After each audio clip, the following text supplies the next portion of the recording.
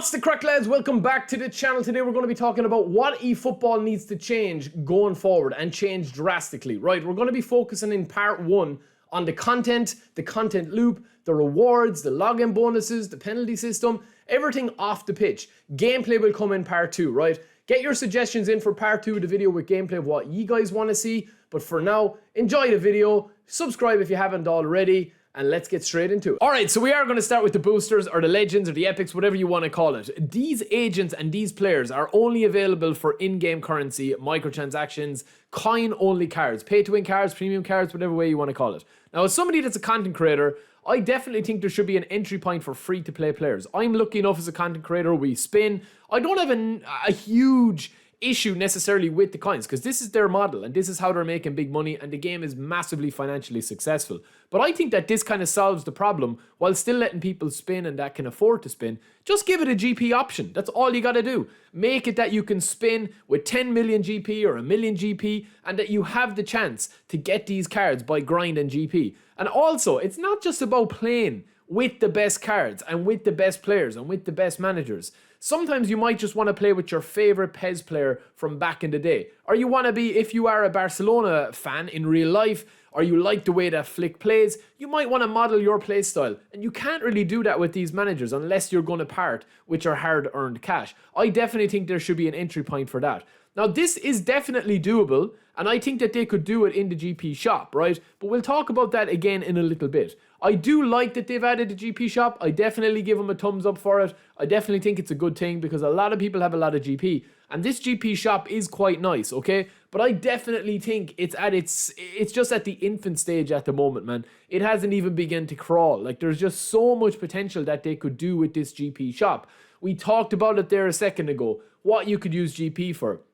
We can get random boosters, we can get position trainers. Yes, it is a little bit spicy, the prices are a little bit high, but you could use your GP, I think, to, you know, open cards and do that, or else exchange here for spending GP on items. But I just want to see this expanded. I don't understand why it's not being expanded already, but I do think it will be in the future. I think of all the things we're going to talk about in this video, this is probably something that they're looking to bring in probably over the next couple of months with cards and stuff, that you'll be able to get older base legends and epics and stuff like that.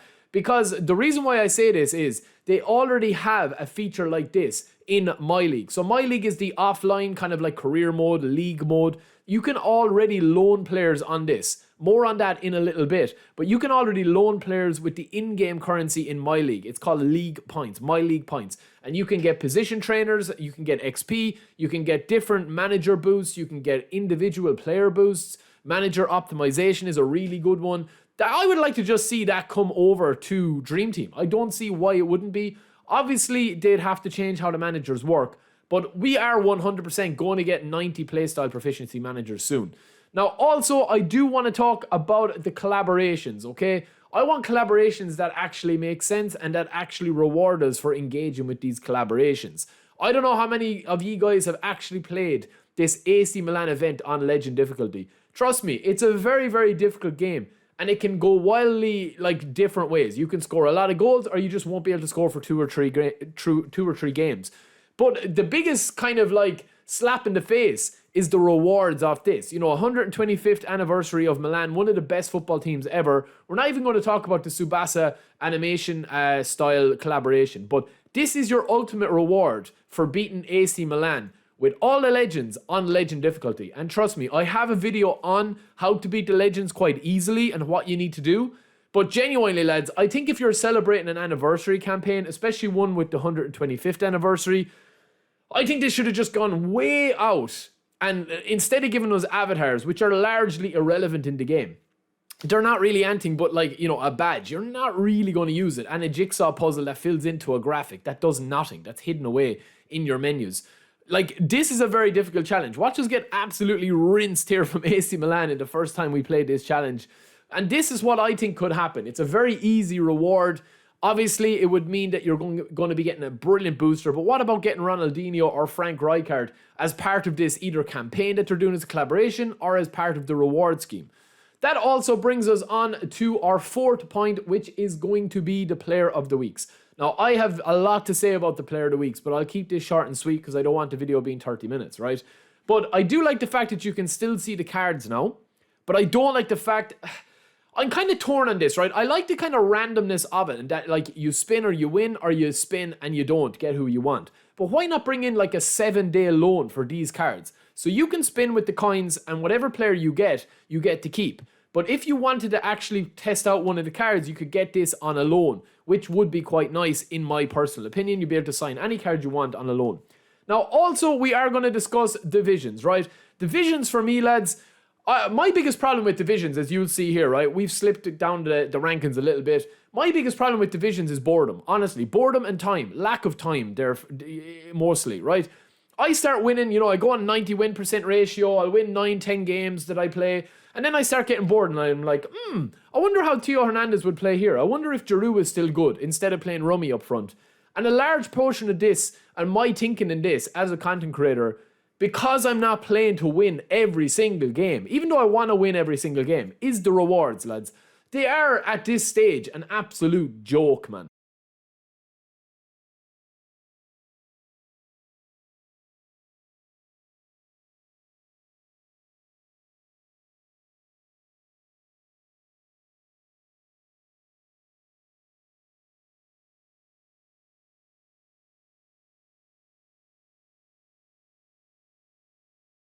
Then getting to Division 1, we're also going to get the same trainer program.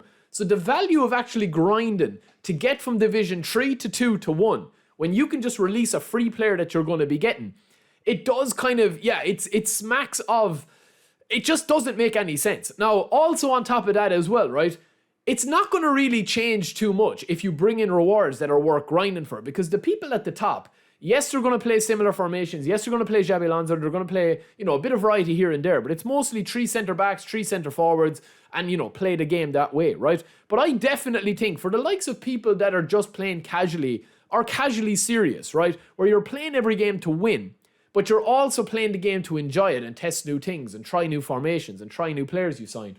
I 100% think this is the long-term plan for what eFootball should be doing, is to have a very fair and grindable reward system. So for example, to talk through this, you've got Lamine Yamal. Everybody that gets to Division 1 gets Lamine Yamal.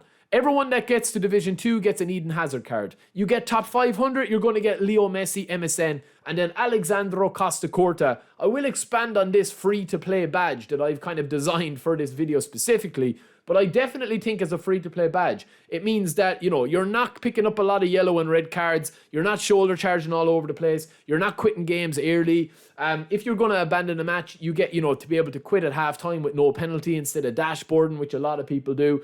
And a lot of stuff that you get the free-to-play rewards that I think the biggest problem in the game at the moment, in my opinion, we will talk about this in the gameplay one as well, the biggest problem from a content point of view is that there just is nothing to play for. That's the biggest thing. Yes, it's fun playing with good cards, but if you bring in a reward system like this, I genuinely think it could transform not only the game, but also how the community thinks about playing the game.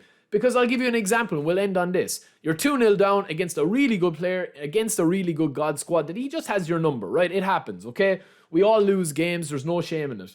You're 2-0 down, there's 50 minutes on, 60 minutes on the clock, and you're like, oh, do I have to sit here or just tap out? But you know that if you get 1 or 2 more fair play rewards, you're going to get Costa-Curta, you're going to get a card of your choice. I think it would let people kind of like lose gracefully, and also it would let people have a more fair, balanced game where they can rack up more and more goals, and it improves players as you go, because you only lose, you only learn stuff from losing. So that is it for me, lads. That is the first part of this video. Part 2 will be gameplay. If you guys are enjoying the channel and the content, absolutely thank you guys so much for the support. If you stumbled on, don't forget to subscribe, smash the like button. Let me know in the comments below what you would like to see change. Do you agree with any of the points I make? Do you disagree with the points I make? Is there anything you'd like to add to it? Let me know, we'll get them in for part 2, which is going to focus on gameplay. Peace.